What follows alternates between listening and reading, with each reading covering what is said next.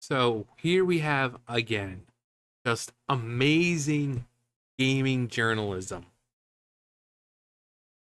This is from The Gamer. Heroes of the Kingdom would be much better without the combat. Zelda's world is full of minor threats and nuisances that derail your journey across Hyrule with no real benefit to them. Tell us you've never played the game without telling us you've never played the game. Now, I'm sure this person will say that they did, but if they did play it, they know that fighting things has even more importance now, no matter how minor. Those useless bokoblin horns that you were using in Breath of the Wild, basically to just upgrade your armor, those can be attached to your weapons and used. They're not just fodder anymore for upgrading weapon or upgrading armor or selling. You can actually have a purpose for them now. Those key swings and eyes that you were collecting the first game, those have a purpose now. Fighting big bosses or the harder enemies like the Lynels and the Hinox and the Stone Taluses, they have more of a purpose. Even like I said, the smaller Bokoblins or the Lizalfos, their items can be used. So they do provide benefit.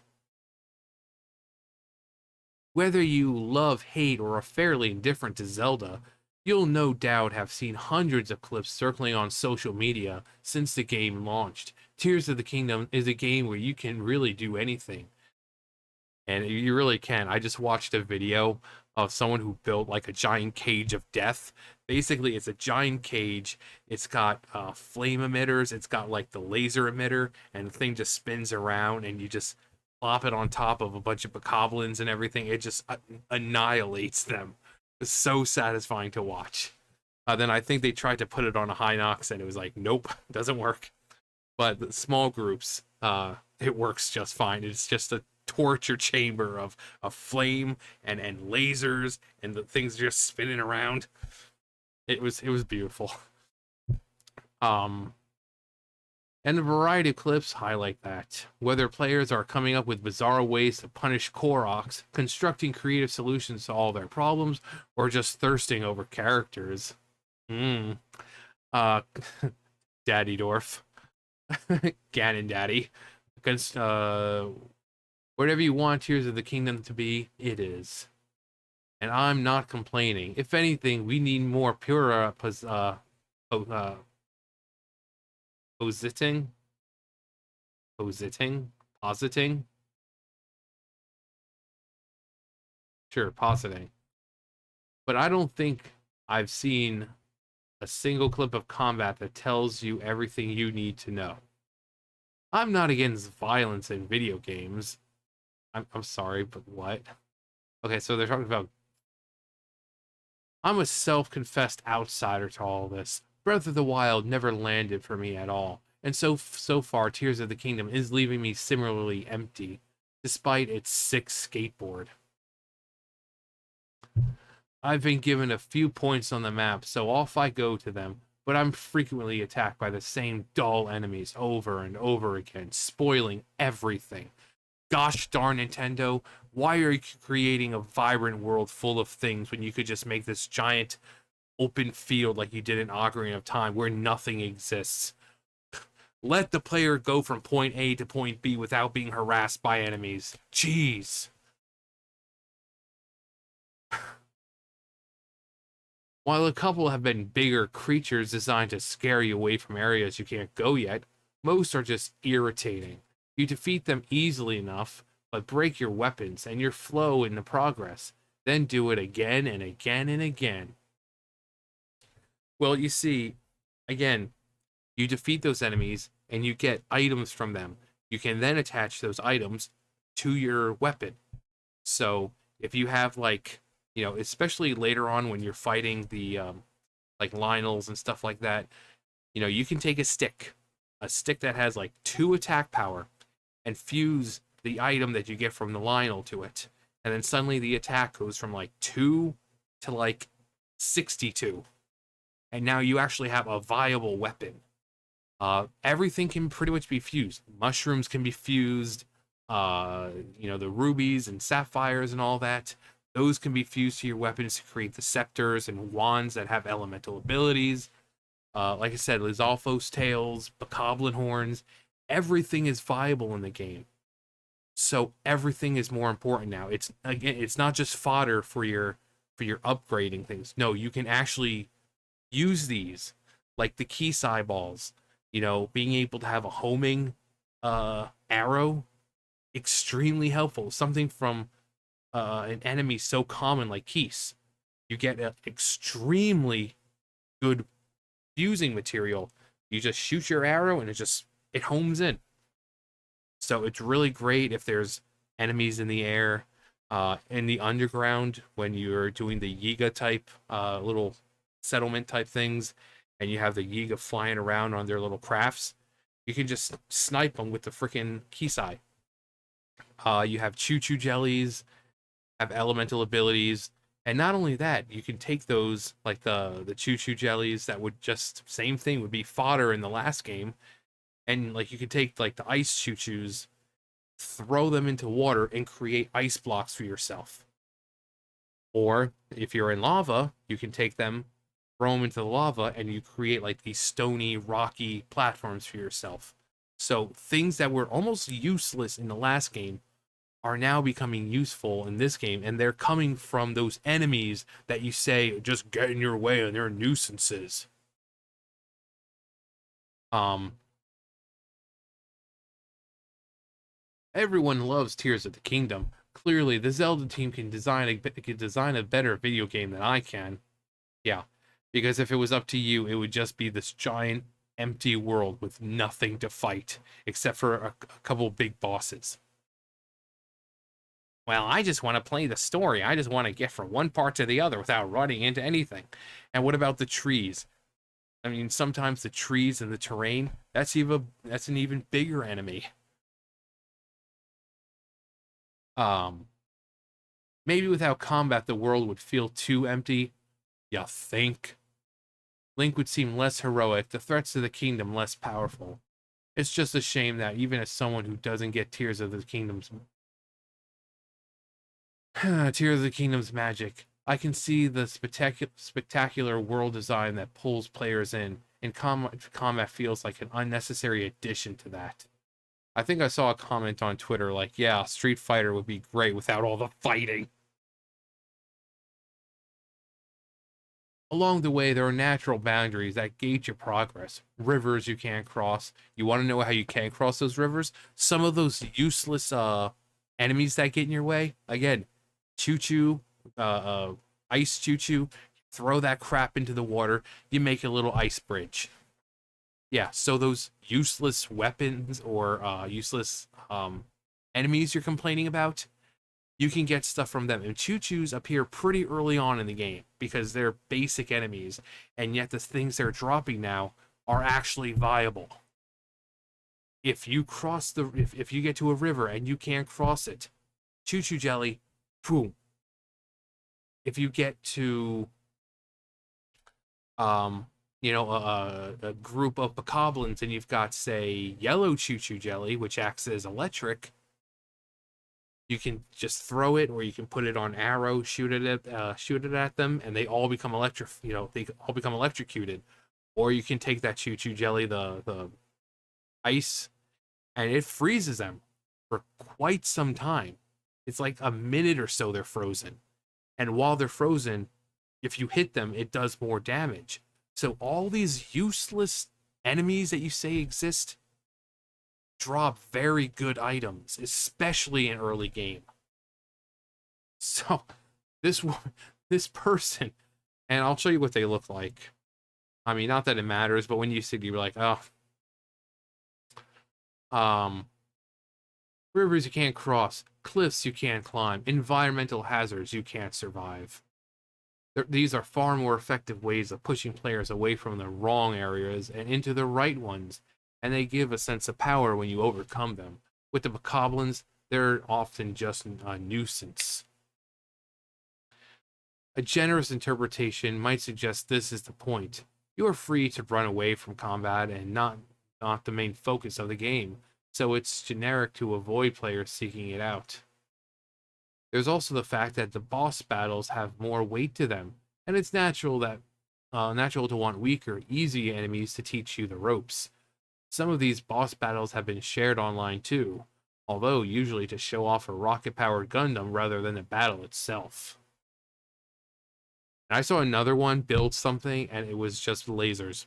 It was just lasers. It was against a Gleok. I think it was what, it was a lightning Gleok. It was either lightning or ice Gleok. I don't remember which one. But it was just a giant thing that they made, and it was just like nothing but laser emitters. So it was just fire, fire, fire, firing away at Gleok, and it just, the player Link didn't, he didn't even have to do anything. He just kind of stood there and let the lasers do their job. Often, of course, Tears of the Kingdom is not in need of people's generosity. The reality is just the combat is boring and by far the game's weakest aspect. No, Breath of the Wild's combat was weak in comparison to this. Being able to fuse things to your sword, being able to fuse things to your shield, being able to fuse things to your freaking arrows, being able to take a weak weapon like a freaking stick and make it into a viable weapon, a good like end game weapon by fusing the right material onto it. Again, a level like a 2 attack stick can then be given, an item to give it another, 50, 60 something, and then that becomes a viable weapon. So the game, again, you can use mushrooms, you can use, and they each have different effects. So it's more engaging than Breath of the Wild. People have been complimenting the system because of how amazing it is, being able to fuse things and finding which combinations of items work. And Tears of the Kingdom is very clever, a very clever video game that reinvents systems. It makes its world seem fresh despite largely being a reskinned map. But even away from the breakable weapons, which complement the game's philosophy despite their controversy, the combat just stinks.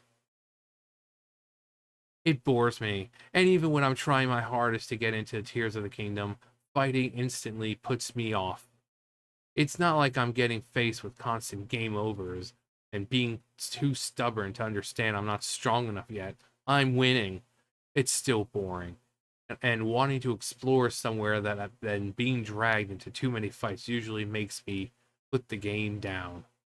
Saying this one thing in Zelda is bad feels futile, because those absorbed by it love it unconditionally. No, they have no problem pointing out problems with it. And those who don't get it have a laundry list of complaints. But this is surely but this is surely the one thing to unite us. Combat in Tears of the Kingdom is so, so boring, and it's okay to admit it. No. So, that's what the person looks like. I know, shocked, right? So, this person is complaining about the world being filled with enemies and having to fight them, saying that the combat is boring when it's a lot more engaging than Breath of the Wild, because you still have the same style Breath of the Wild combat, but the fusion adds an entire new level to the combat. Everything, again, you can make scepters, you can make, like your torches. You can still have a torch if you want. Or you can use, take a stick and fuse a ruby onto the end of it, and you can freaking throw fireballs with that crap. Or, there's like the dazzle fruit. It's basically like this game's version of like a Deku nut, where you throw it down and it stuns the enemies. Well, Say you're walking along and you see a bokoblin camp or something, you take out a dazzle fruit, attach that shit to an arrow, and shoot it over there, and it stuns them.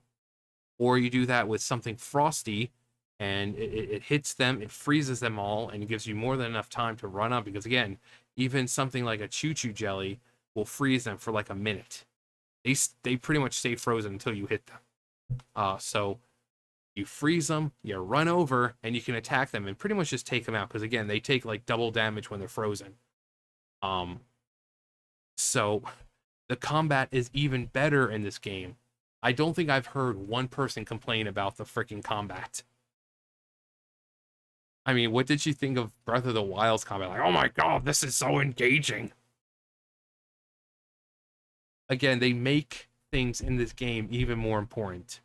You have more of a reason to create potions and elixirs, which also take those items. You can attach them, fuse them to your weapons. Again, they're not just fodder anymore for upgrading gear. You have a use for them. So you find yourself going out into the world and finding bokoblin camps and trying to find Octoroks and trying to find Lizalfos. Instead of, like in Breath of the Wild, avoiding them because they really didn't benefit you, you'll find yourself in this game intentionally going to find them. Like, oh, I ran out of this. I ran out of ice choo-choos. Let me go find some more, because that freezing power is really helpful, especially where I'm going next. You'll find yourself looking for them, because rupees in this game are extremely hard to come by, so you're not going to want to buy all that stuff. So you'll find yourself going out into the world and looking for these useless enemies. Again, Breath of the Wild, you could easily avoid them and not really miss anything. In this game, they're even more important than ever. But apparently this woman doesn't seem to understand that.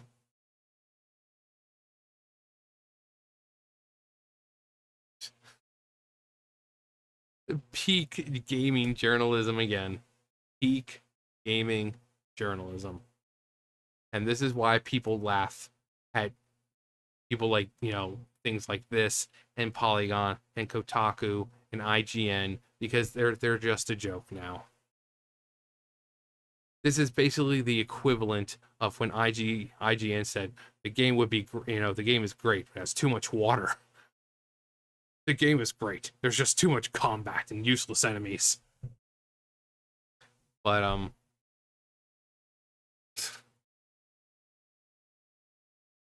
anyway, these people get paid for this. These people get paid for this. Anyway, that's gonna do it for me. You guys know the drill. I'll see you guys later. Bye, guys.